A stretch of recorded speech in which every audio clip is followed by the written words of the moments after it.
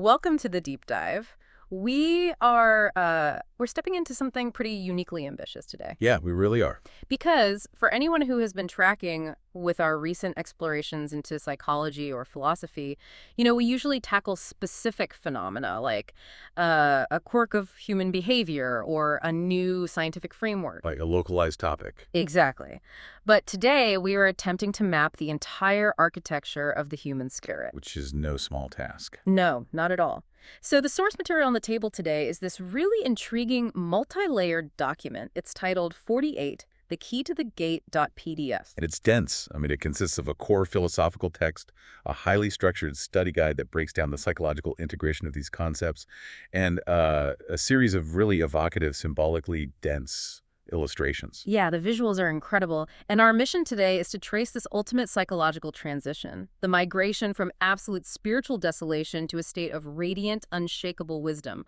We are looking at the mechanics of how the mind survives its darkest periods, right? And eventually restructures itself to perceive a vastly more expansive reality. Right. And we want to extract the practical takeaways of that shift for you, the listener, whether you're, trying to master a complex new discipline, navigating profound burnout, or just feeling the existential weight of a stagnant routine. Because it is a remarkable synthesis. It brings together ancient esoteric tradition and really acute psychological observation. It doesn't sugarcoat anything. No, it completely rejects the romanticization of spiritual transformation. Yeah. It doesn't treat awakening as this vague, mystical mist that you simply wander into. Right? It treats it as a grueling, systematic progression, providing a real cartography of the mind during its most vulnerable collapse and eventually its triumphant reconfiguration. And it begins with an incredibly sharp hook. The opening line is a Zen proverb. Man stands in his own shadow and wonders why it's dark. Okay, let's unpack this. It is such a brilliant, biting indictment of our own cognitive blind spots. And it really is. We are actively blocking our own light, standing there, completely baffled as to why our environment feels so bleak. Yeah, we're creating the darkness. Exactly. It immediately brings to mind Plato's cave, or even foundational concepts of Jungian shadow work. The very thing we refuse to look at is what ends up controlling our entire perception of reality. It perfectly captures the paradox of the unawakened state. The potential for illumination is right there. It's inherently present. But we just don't see it. Because our orientation, our fixation on constructed anxieties, egoic defense mechanisms, material survival, that creates the very darkness we're trying to escape. Right. And what makes the author's use of this proverb so effective is how it sets up a stark contrast with the overarching narrative of the document. The whole thing is an upward trajectory of emergence. To highlight this, the text later brings in a fascinating quote from Dante Alighieri's Inferno. Oh, yeah, the end of Canto X4. Exactly. And we emerge to see once more the stars. I want to linger on that Dante reference for a moment, actually, because the physics of that specific scene in the Inferno are a perfect metaphor for what this document is trying to explain. The gravitational shift. Yes. For those who haven't read it recently, Dante and Virgil don't just walk out of hell. They reach the absolute bottom, the center of the earth where Lucifer is frozen in the ice. Right. To escape, they actually have to climb down Lucifer's body. But as they pass the center of gravity, what was down suddenly becomes up. The orientation of their entire reality flips. That's such a visceral image. Right. They have to traverse the absolute freezing bottom of existence, and their reward for enduring that psychological inversion is simply the sight of the night sky. And that gravitational flip is the perfect analog for the cognitive shift this document outlines. The stars in Dante's work represent divine order, hope, the broader universe that exists beyond the localized claustrophobic suffering of hell. So by juxtaposing the self-imposed shadow of the Zen proverb with the hard-won emergence of Dante, the text gives us the complete trajectory of our discussion today. We start in the self-created shadow. We endure the necessary, disorienting descent into the dark. And we eventually reorient our minds to perceive a wider, more ordered reality. Exactly. Which brings us to the actual starting line of this transformation. Right. The text explicitly states that the chapter we're analyzing marks the culmination of the Nigredo phase. Nigredo. Yeah. For anyone unfamiliar with alchemical terminology, Nigredo is the stage of blackening or putrefaction. It sounds awful, honestly. Oh, it is. In literal alchemy, before you can transmute base metals into gold, you have to subject the raw material to intense heat until it burns down into a blackened, uniform ash. You have to destroy the original form. Completely, to strip away the impurities. The author is using this as the foundational metaphor for spiritual and psychological desolation. Because historically, alchemists weren't just trying to get rich making gold. Many of them were mapping their own psychological development onto chemical processes. Right, Carl Jung wrote extensively about this in Psychology and Alchemy. He did. The Nigredo phase isn't just a bad mood. It is the complete breakdown of the ego structures. Yeah. And the text points out that during this phase, any concept of spiritual liberation, which it refers to using the Sanskrit term moksha, denoting absolute emancipation from the cycle of suffering, it's utterly incomprehensible. You just can't grasp it. Right. When you're trapped in the material reality of the Nigredo phase, moksha sounds like nonsense. I'm curious to test that assertion, though. The text asks the rhetorical question, what is the point of church? And it argues that someone in the Nigredo phase can only imagine mundane reasons. Networking, cultural obligation, a social club. Right. Highly cynical interpretations. But is that entirely due to spiritual ignorance? Couldn't we argue that when you're in a state of sheer material survival, worrying about rent, healthcare, societal collapse, focusing on transcendent emancipation, is actually a luxury? Oh, absolutely. Your cognitive load is entirely maxed out by the mundane. It's a fair challenge. Yeah. Maslow's hierarchy of needs would certainly suggest that you can't focus on self-actualization if you're starving. Right. However, the text isn't necessarily blaming the individual here. It's describing the limitation of the perceptual framework. When your cognitive architecture is entirely built around survival, your brain literally filters out information that doesn't serve that immediate end. That makes sense. You cannot perceive the value of moksha because your reticular activating system is tuned only to threats and immediate material gains. Wow. And what's fascinating here is the tragedy of this state. As the text describes it, it breeds profound isolation. It notes that faith in something better than this really does go out like an extinguished candle. An extinguished candle. That concept introduces the period the text refers to as the dark night of the soul. St. John of the Cross. Exactly, a phrase borrowed from the 16th century mystic. It implies a state where you are completely stripped of spiritual comfort. You're pushing forward out of raw, blind momentum. Just putting one foot in front of the other. Yeah. But this is where the document introduces a highly specific and frankly deeply mysterious mechanism for recovery. Oh, the ignition source. Right. It claims that to reignite that extinguished candle, the flame needs to be provided by another. And then it drops this line, who might not always be human. That caveat is where the text moves from traditional theology into a much broader, almost ecological psychology. Yeah, what are the practical implications of a non-human ignition? By stating it might not be human, it radically expands the vectors for awakening. It challenges the assumption that you need a guru, a priest, or a therapist to pull you out of the dark. Because if we look at the research on human psychology, we see instances of this all the time that don't require a mystical interpretation. Exactly. Look at Dacher Keltner's research on the science of awe. People who are in deep depressive states can experience a sudden radical shift in perspective just by standing in a massive ancient forest. Or looking through a telescope. The overview effect. Yes. The sheer scale of the natural world forces a cognitive reset. Astronauts seeing the Earth from space, it instantly shatters their localized egoic anxieties. Even profound encounters with art, like Stendhal syndrome. Oh, sure. It can act as a non-human catalyst that shatters numbness. The intelligence or the harmonic order capable of sparking human awakening is distributed throughout the entire environment. It's everywhere. The text suggests that when the ego is completely exhausted in the Nigredo phase, it finally drops its defenses enough to resonate with these external non-human frequencies. You're no longer trying to force an outcome, so you become porous to the natural order around you. So to ground this abstract state, the source material actually provides a visual illustration. Split path. Yes, and it captures the agonizing stagnation of the Nigredo phase perfectly. It's an image split sharply down the middle by a winding path or a river, almost like a cross-section of a divided brain. I love that interpretation. If we examine the left side, the side representing the dark night, we see a landscape that is deeply hostile. The ground is hard, it's barren, and it ends in jagged cliffs over a shadowy abyss. It looks treacherous. Very. And in the foreground, there is a dead, twisted tree with bare, gnarled branches. Looming in the background is a ruined, crumbling tower. The visual vocabulary there is deeply archetypal. I mean, the ruined tower instantly evokes the Tower card in the Tarot Major Arcana. Which means what, exactly? It represents the catastrophic collapse of false paradigms and institutional structures. When you are in the Nigredo phase, the philosophies, the career paths, or the relationships you relied upon to make sense of the world completely crumble. They're structurally unsound. Exactly. They're shown to be completely false. And the dead tree represents the biological and spiritual exhaustion of this state. There is no sap flowing. There's no vitality. It's deadwood. It is an environment that perfectly mirrors the internal cognitive state where one asks, what is the point of anything? Right. And if you were standing on that left side of the river, staring at the rubble of your own belief systems, it feels permanent. It feels like it will never end. But the document insists this is merely a necessary breakdown.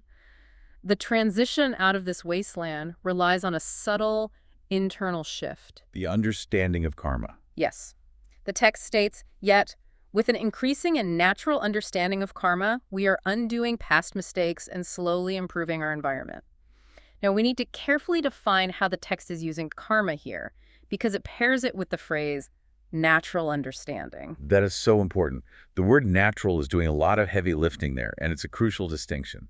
In Western pop culture, karma has been bastardized into a sort of cosmic vending machine. Right, do good things, get good things. Or worse, a system of divine retribution. Yeah.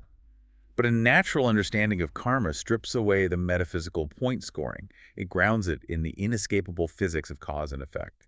It is the deep, almost cellular realization that every action, thought, and psychological habit generates a specific trajectory. If we look at this through the lens of modern psychology, specifically cognitive behavioral therapy or neuroplasticity, this makes perfect sense. Oh, absolutely. In CBT, you learn that your deeply ingrained thought patterns dictate your emotional state and your subsequent behaviors.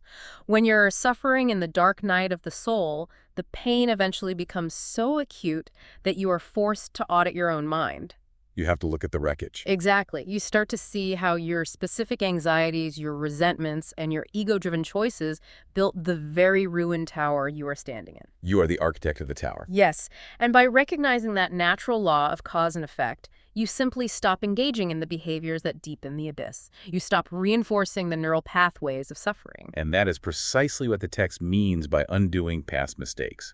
It isn't about traveling back in time or performing some grand act of penance. You don't have to flog yourself. No, it is the quiet, rigorous cessation of destructive patterns. By no longer pouring energy into the habits that cause friction, you are, by default, slowly improving your psychological environment. It's almost passive in a way. The kinetic energy of your past trauma begins to dissipate because you are no longer fueling it. And as that friction decreases, the text notes a turning point.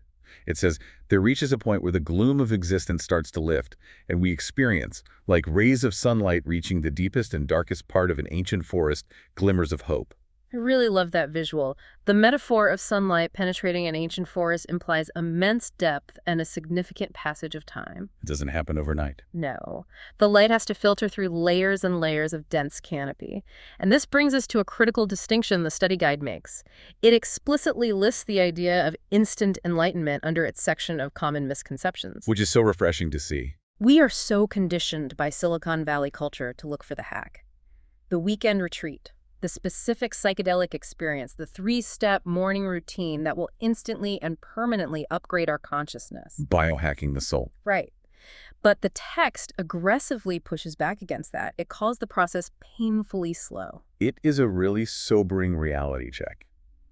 Pop culture spirituality loves the narrative of the sudden lightning bolt awakening, the Eckhart Tolle moment on the park bench. Right, waking up transformed. But while sudden shifts in perspective can happen, the actual integration of wisdom, the rewiring of the nervous system to sustain that perspective, is an incremental, stepwise process. It takes work. The honesty of calling it painfully slow validates the grueling nature of the work. However, the text immediately balances this by highlighting the defining characteristic of this gradual recovery. Which is? It states that this new state of being is completely impervious to conditioned existence. Okay, impervious to conditioned existence. That is a massive claim. It is. Because conditioned existence is everything that fluctuates. It's the economy, the political climate, the approval of your peers, your physical health. If your psychological stability is tethered to those things, you are always vulnerable to the wind. You're at the mercy of the weather. Exactly. What this document is describing sounds remarkably similar to the Stoic concept of the inner citadel, a sanctuary within the mind that remains untouched by external chaos. The parallel to Stoicism is incredibly strong there, specifically the writings of Marcus Aurelius. But the text goes a step further than mere Stoic endurance. Oh, so? It isn't just about gritting your teeth and bearing the chaos. It's about accessing a source of vitality that is entirely self-generating. Ah. The text explains, when things are dark from now on, they can never get so dark as to extinguish this radiant wisdom. The initial faith that extinguished candle from the Nigredo phase that was vulnerable to the wind. Right, it blew out. But this new radiant wisdom is fundamentally different. It is an inner sun. An inner sun. But the text also includes a fascinating caveat here about the persistence of old flaws. Yeah, this part is brilliant. It says, at this stage, one still suffers confusion, yet this confusion under the radiance of wisdom is shown to be simply old habits that are retained for sentimentality. I find that incredibly perceptive. Why would the mind retain confusion out of sentimentality? Because the ego is fundamentally conservative. It prefers a familiar hell to an unfamiliar heaven. A familiar hell, wow. Even when you have developed a natural understanding of karma and built this inner citadel, your brain still remembers the neural pathways of your old anxieties and defensive postures. The grooves are still there? Exactly. You might find yourself slipping into a familiar pattern of self-doubt or resentment, not because it has any actual power over you anymore, but almost like picking up an old, comfortable childhood blanket. It's a phantom limb. That's a great way to put it. It's a phantom limb of your former ego. But the crucial shift is in your relationship to that confusion. You are no longer identified with it. You watch it happen, illuminated by the radiance of wisdom, and you recognize it as a harmless artifact of the past. So to visualize this emergence of the inner sun, the source material provides another stunning illustration. The lotus. Yes, a highly intricate geometric rendering of a lotus flower. The lotus is blossoming perfectly in the center of what looks like incredibly dark, turbulent, swirling water. It's chaotic. But shining down from the top of the frame are these brilliant, sharp, orderly rays of divine light. And layered throughout the image is the sacred geometry of the flower of life. You know, those overlapping, perfectly symmetrical circles that form a hexagonal pattern. The symbolism here is so dense and precise. The lotus is a classic symbol of spiritual emergence because of its biology. Right, how it grows. It roots in the darkest, most putrid mud at the bottom of a pond, pushes its way through the murky water, and blossoms immaculately above the surface. Its petals are naturally hydrophobic. The mud cannot stick to them. It repels the dirt. It perfectly mirrors the text's assertion that the new wisdom is impervious to conditioned existence. The mud is the Nigredo phase. The turbulent water is the slow, painful process of integration. The blossom is the realization of the inner sun. And what about the sacred geometry? Why overlay the flower of life on this organic process? Well, sacred geometry represents the underlying mathematical order of the universe. When a human mind is healing from profound trauma or chaos, it craves symmetry and order. It wants predictability. Yes. The inclusion of the flower of life suggests that this spiritual awakening isn't a departure from reality. It is an alignment with the deepest, most fundamental architecture of reality. The mind is finally perceiving the harmonic order that was always there, obscured by the shadow. This is what the text means when it says the path is suddenly adorned with fragrant flowers and the healing essence of the chalice. That phrase, the healing essence of the chalice, it brings to mind the psychological concept of self-resourcing. You have finally cultivated an internal wellspring of stability that you can drink from when the external world becomes hostile. You don't need external validation anymore. Right. So I want to ask you, the listener, to audit your own experiences here. Have you ever faced a crisis, a severe professional setback, a personal loss. And instead of the total psychological collapse you might have experienced 5 years ago, you felt a strange, quiet baseline of stability. A sense of calm. A calm awareness observing the chaos and knowing, fundamentally, that you will survive it. That is the dawning of the inner sun. That is the proof that your understanding of cause and effect has begun to fortify your mind. And once that baseline is established, the text outlines a radical acceleration in the psychological state. It notes, once one realizes one is on the right path, through a rising crescendo of evidence, joy returns and can be quite overwhelming. A rising crescendo of evidence. I really appreciate the empirical language there. The text isn't asking for blind faith anymore. No, you have the data. Exactly. Your newly rewired mind is producing verifiable data. You don't react defensively to criticism. You sleep better. You feel a sense of agency. The evidence mounts, and it triggers a profound emotional response.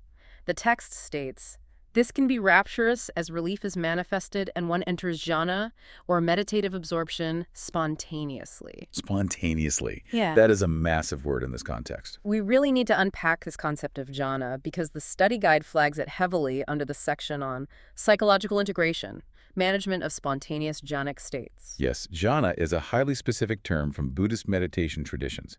It refers to altered states of consciousness characterized by profound, unified concentration and intense, pervasive joy or bliss. Sounds amazing. It is, but to understand how radical the text's claim is here, you have to understand that traditionally accessing jhana requires Herculean effort. Like monks in caves. Literally.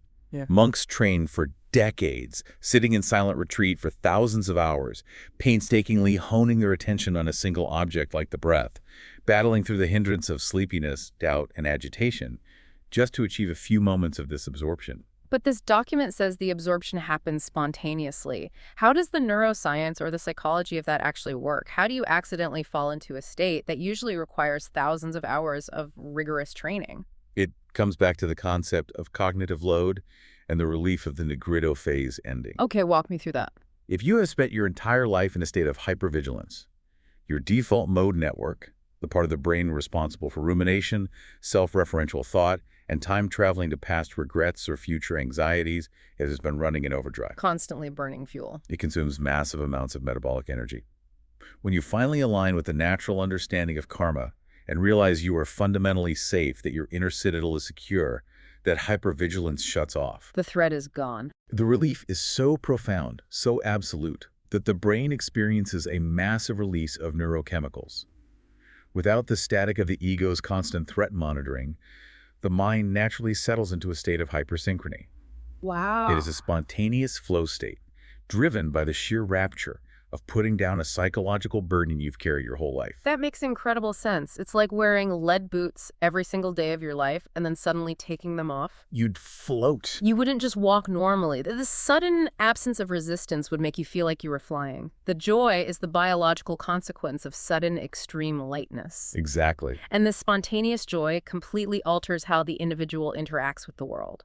The text explains that meditation on the Brahmacharya, the noble conduct of life, the Brahma's chariot of the four illimitable qualities, kindness, compassion, appreciative joy, and equanimity becomes second nature, and one can naturally excel in these meditations.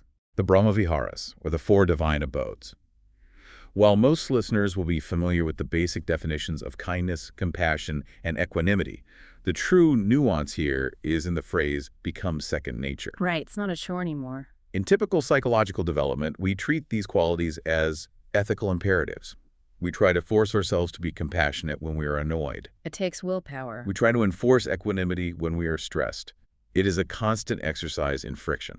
Right, and frankly, trying to practice the third quality appreciative joy, or mudita, which is feeling genuine happiness for the success of others that can feel almost impossible when you are in the Nigredo phase. Oh, absolutely. If you are operating from a scarcity mindset, evolutionary psychology dictates that someone else's success is a threat to your survival. If my neighbor finds a larger food source, my relative status drops. Feeling joy for them goes against our base primate programming. Precisely. Which is why the spontaneous nature of these qualities at this stage of the syllabus is so significant. Okay. When you are resting in the spontaneous jhana of the inner sun, you are operating from absolute psychological abundance. Your inner citadel cannot be breached by someone else's success. Exactly. Therefore, the evolutionary threat assessment completely turns off. You don't have to try to feel appreciative joy. It arises effortlessly because the barrier of envy has been removed. It's just a natural byproduct. You excel at compassion, not because you are trying to be a good person, but because the boundaries between your own well-being and the well-being of others become highly permeable in this state of absorption. It is frictionless virtue. Frictionless virtue. I like that. To bring this back to our visual vocabulary, let's look at the right side of that split landscape we discussed earlier. The transformation. Right. On the left side of the river was the abyss and the dead tree. On the right side, the environment has been totally transformed. We see a perfectly vibrant, symmetrical, living tree. It is rooted in smooth, solid ground, surrounded by a protective, circular well. It's secure. And on the horizon behind it, the sun is rising. But the sun is emitting these highly defined geometric rays, echoing the underlying mathematical order of the flower of life we saw with the lotus. The contrast is total. The living tree is the psyche, fully resourced by the healing essence of the chalice. The geometric sun is the inner sun of radiant wisdom, illuminating the conscious mind. The terrain is no longer jagged and treacherous. No, this is the visual representation of dwelling in the Brahma's chariot. Life is no longer a battle for survival. It is the natural expression of a thriving organism. Now, looking at that image and reading about rapturous joy and frictionless compassion, you would be entirely forgiven for thinking this is the end of the document. It seems like the happy ending. The protagonist has slain the dragon, found the inner sun, and lived happily ever after. But that's not the case. Here's where it gets really interesting. This is exactly where the text proves its rigor. It doesn't allow for a fairy tale ending. It takes a hard, extremely sobering pivot. It explicitly warns that achieving this state of spontaneous bliss comes with highly problematic mental ramifications. Yes, the document issues a stark warning about the psychological hazards of early-stage awakening. It states, the mental ramifications are significant and can be problematic. It is clearly very easy to identify with or idolize previous saints or divine aspects. Let's examine the mechanics of that hazard. If you are suddenly experiencing universal compassion and boundless joy, why is it dangerous to feel a kinship with saints or divine figures? Isn't that the point? Kinship is healthy. Identification is catastrophic. Oh, wow. In Jungian psychology, this specific hazard is known as ego inflation. I've heard that term. The human ego is a relatively small, fragile container designed to navigate mundane reality. When it suddenly gains access to the vast archetypal energies of the collective unconscious like universal love or cosmic order, the ego can become overwhelmed. It blows a fuse. Worse, instead of acting as a conduit for these energies, the ego attempts to swallow them. It appropriates the divine experience and claims ownership. Oh, I see. The individual stops thinking, I am experiencing divine love, and starts thinking, I am the source of divine love. I am a Messiah. I am the reincarnated saint. It is the ultimate spiritual bypassing. The ego sneaks in through the back door and uses the profound spiritual experience to aggrandize itself. Exactly. You see this constantly in certain wellness communities or cult dynamics where a genuine initial awakening curdles into narcissism. It is a severe glitch in the integration process. And if we connect this to the bigger picture, the text points out another profound source of cognitive dissonance at this stage. It says, furthermore, one recognizes there is a truth to something that was unbelievable.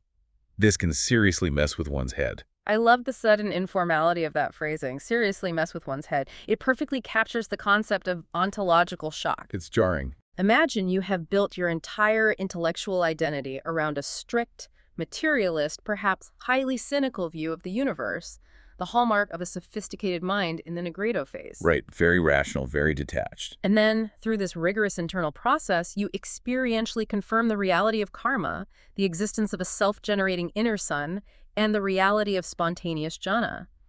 The very concepts you used to mock or dismiss as unbelievable woo-boo are suddenly the most empirically true things you have ever experienced. It shatters your autobiographical continuity. Yeah. You have to mourn the death of your previous worldview while simultaneously trying to orient yourself in a vastly larger, unfamiliar reality. It's a lot to process. And this intense cognitive friction leads us directly to the next major hurdle the text identifies. It states that this disorientation will persist until one overcomes the ninth fetter, which is restlessness, uddaka, on the path to enlightenment. Okay, this is arguably the most complex and counterintuitive part of the entire document. The study guide highlights uddaka as a critical piece of new terminology, defining it as Mental restlessness, the ninth fetter in Buddhist psychology. It's a major roadblock. We really need to dive deep into this. If you are experiencing spontaneous meditative absorption and your compassion is flowing effortlessly, why on earth would the ninth fetter, the obstacle standing right at the finish line of enlightenment, be restlessness? Shouldn't you be the most deeply rested, serene entity in existence? You would think so. To understand why restlessness peaks at the finish line, we have to look at the mechanics of the ego and survival. The Buddhist framework of the 10 fetters describes the progressive unbinding of the mind. Right. The earlier fetters are gross, heavy attachments, things like sensory desire, ill will, doubt, and attachment to rites and rituals. By the time you reach the ninth fetter, you have already conquered the major demons. You have survived the Nigredo phase. You have the inner sun. So what's left to fight? But uttaka, this subtle mental restlessness, is the ego's final, desperate extinction burst. Extinction burst, that's a concept from behavioral psychology, right? When you try to eliminate a behavior right before it disappears completely, it temporarily spikes in intensity and frequency as a last-ditch effort to survive. Exactly. The ego, the sense of a separate, isolated self, has been the central operating system of your consciousness since childhood. Right. It's all you've known. It thrives on motion, on problem solving, on defending against threats, and on desiring future states. As you approach total spiritual liberation, the ego realizes it is about to become obsolete. Total stillness feels like death to the ego. Yes.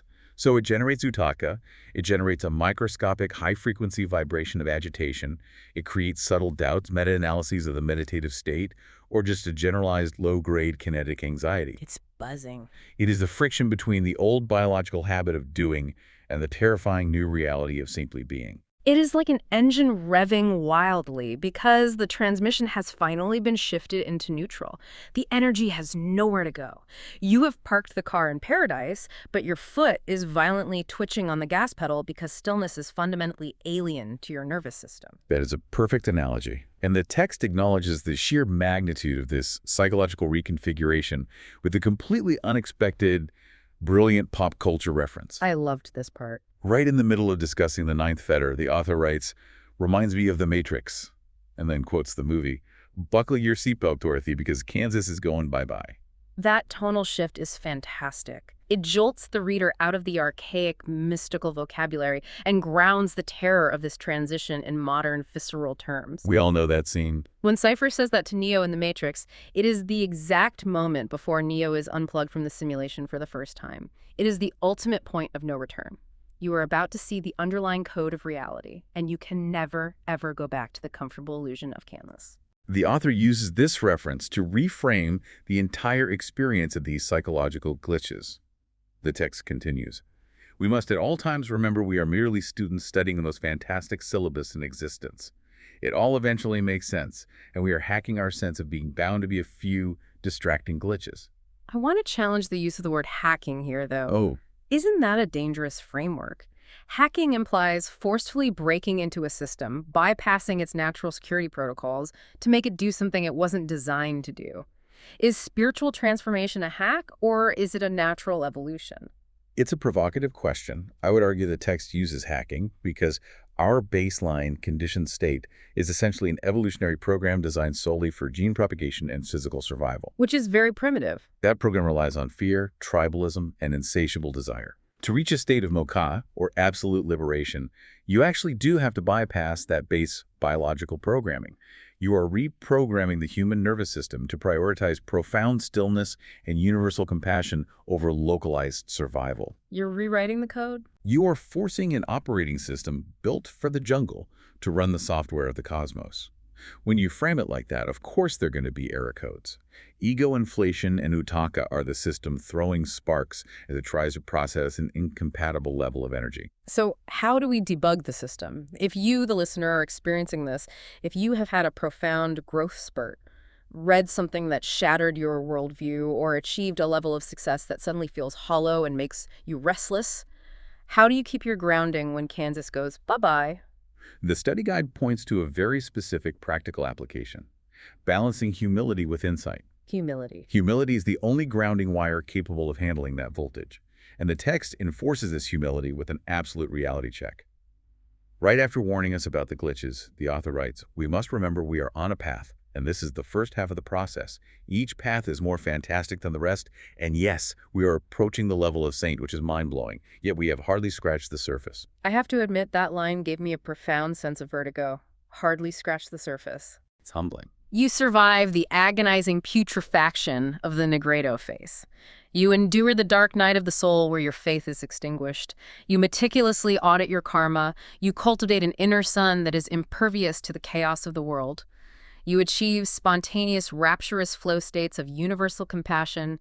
You battle the final extinction burst of the ego. And the text essentially pats you on the back and says, congratulations, you finished middle school. It reveals the infinite fractal nature of spiritual and psychological development. The text formally closes the chapter by stating, thus ends Nigredo, the alchemical stage of blackening, symbolizing the initial phase of spiritual transformation. All of this monumental struggle and glorious recovery was just the foundational prerequisite. The humility demanded by that realization is staggering. The text offers its closing advice for navigating this endless syllabus. As we continue this journey, we must embrace the unfolding mystery with humility and courage. Each step forward reveals new dimensions of existence, challenging our perceptions and expanding our understanding. And the study guide's integration points section perfectly illustrates why this humility is necessary. It cross-references this chapter with Chapter 6 on enlightenment, Chapter 10 on the shadow, Chapter 11 on the dark night of the soul, and Chapter 47 on establishing the way. It's all connected. This proves that development is not linear. It is a spiral. You don't just solve your shadow and leave it behind forever. As you enter these new dimensions of existence, you will encounter new, subtler shadows. You will face new iterations of the Nigredo phase at higher octaves of consciousness. The path is not without its trials, the text assures us, but it is through these very challenges that we grow stronger and more attuned to the profound truth that lie ahead. The ultimate reassurance is that you no longer have to fear the cycle. Let us walk this path with unwavering faith, knowing that the light within us will guide us through even the darkest of times. You carry the inner sun with you into the next unknown. To perfectly encapsulate this equilibrium of having survived the dark and preparing for the next journey, the document provides one final visual illustration. It's a beautiful image. It is a deeply atmospheric, quiet scene. We see a figure wrapped in a heavy traveler's cloak with the hood pulled up, standing on the edge of a shoreline. The figure's back is to us, gazing out over a vast, serene body of rippling water. In the far distance, across the water, the gentle silhouettes of mountains rise up, and illuminating the entire scene from the night sky is a brilliant crescent moon, surrounded by fine, textured lines that suggest a clear, calm atmosphere. It is the visual definition of integration. The frantic energy of the turbulent lotus waters is gone. The blinding geometry of the inner sun is softened. It's peaceful. The traveler has reached a resting point, surveying the vastness of what lies ahead. And paired directly with this image is a quote often attributed to Gautama Buddha from Thomas Byram's translation of the Dhammapada. It reads, "Like the moon come out from behind the clouds. Shine." That quote is the master key to the entire document. Let's trace the metaphor from the very beginning. We started with the Zen proverb where man stands in his own shadow, wondering why it is dark. He is the cloud obscuring his own light. The grueling journey through the Nigredo phase, the forensic accounting of karma, the realization of the inner sun, all of this was simply the process of the wind clearing the clouds. The moon does not generate its own light. It reflects the light of the sun. A reflection, yeah. The human mind does not invent wisdom. It reflects the universal order once the obstructions of the ego are removed. The light was always there. Shine. It is a directive. Don't hoard the radiant wisdom you have painstakingly uncovered. Let that lunar reflection guide you and allow it to illuminate the path for others who are still trapped in the ruined towers of their own Nigredo phases. But to be able to shine without being consumed by ego inflation, you have to continually do the work of integration. The study guide provides a set of reflection questions to ensure that the concepts we've discussed don't just remain abstract philosophy, but actually rewire your approach to life. I want to pose these directly to you, the listener, to carry with you today. These questions are the necessary friction for true psychological integration. First, how do you currently understand the evolution of your own growth? Are you still waiting for a magical, instant lightning strike to fix your circumstances? Or can you begin to respect and lean into the painfully slow, gradual dawning of wisdom through the natural law of cause and effect? That's a huge one. Second, what is the actual function of faith in your life right now? When the winds of conditioned existence inevitably blow out your candle, where do you go for that non-human ignition? How do you resource yourself when human institutions fail you? And finally, how do you manage the glitches? When you hit a patch of rapturous, effortless success, or conversely, when you hit the jarring mental restlessness of the ninth fetter, how do you maintain your perspective?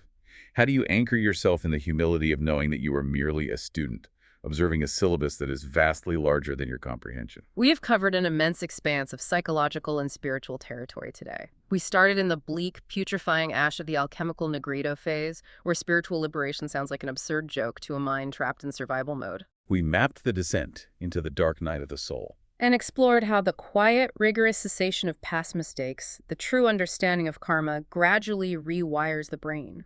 We witnessed the dawning of the inner citadel, the radiant wisdom that renders you impervious to external chaos. We examine the neuroscience and psychology of spontaneous jhana, where the exhaustion of the ego gives way to the frictionless flow states of universal compassion and appreciative joy. And we confronted the terrifying reality of hacking your own consciousness, the ontological shock, the ego inflation, and the restless extinction bursts that occur when Kansas permanently disappears in the rearview mirror. The author has provided a masterclass in the mechanics of transformation. It demands unflinching honesty about the suffering required to break down false paradigms, and it requires profound courage to tolerate the disorientation of building new, expansive realities. But I want to leave you with one final thought to mull over, something that builds on the sheer scale of the syllabus we've unpacked today. If we accept the text's ultimate reality check, that surviving the absolute destruction of the ego, achieving spontaneous meditative absorption, and developing an unshakable inner sun means we have only just finished the initial phase, what could possibly be next? It's mind-boggling. If learning to exist in a state of frictionless, universal compassion is merely the prerequisite coursework, what incomprehensible, entirely new dimensions of existence must the second half of the process demand of us? What does a mind look like when it has moved beyond the need for a self entirely? That is the ultimate mystery waiting for you as you step out of the shadow, look up, and see once more the stars. Thank you for taking this incredibly deep dive with us today. We know it was a heavy journey, but we hope it provided a crucial map for navigating your own dark forests. Keep debugging the glitches, keep shining, and we will catch you on the next learning adventure.